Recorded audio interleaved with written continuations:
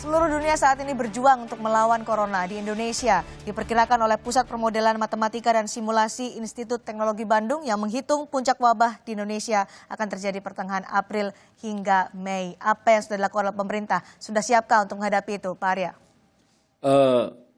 Yang pasti kita menyiapkan semua logistiknya ya, logistik dan rumah sakit tadi saya katakan seperti yang dilakukan oleh kita, di mana hotel kita sudah dijadikan jadi rumah sakit juga di Jakarta, di beberapa daerah juga begitu. Tadi kita diperintahkan oleh Pak Erik juga untuk mulai mencari asrama haji di Semarang, di Bandung atau di Surabaya.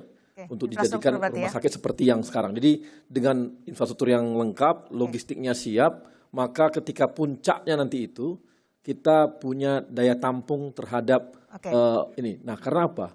Banyak kejadian di beberapa negara itu banyak meninggal karena tidak tertampung di rumah sakit. Oke, terkait dengan SDM, Pak Abed. Ya, jadi terkait dengan SDM memang ini jadi satu tantangan, tetapi proses konsolidasi dengan banyak pihak termasuk kampus dan organisasi masyarakat sipil untuk mengembangkan relawan juga salah satu opsi yang tersedia.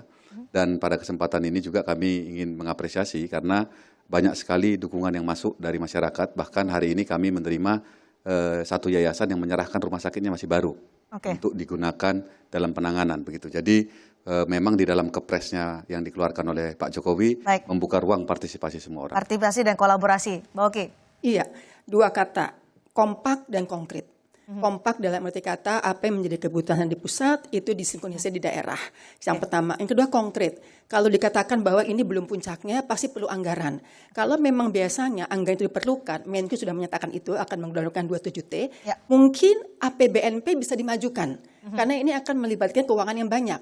Yang biasanya APBNP itu dilakukan Mei, Juni, dan ketok palu Juli, mungkin pemerintah bisa mempercepatnya di April. Itu untuk menyelesaikan semuanya. Oke, terakhir Pak Hermawan. Berpacu melawan penyebaran corona ini ada 7 yang dilakukan oleh kita secara menyeluruh dan komprehensif, baik oleh pemerintah maupun oleh masyarakat.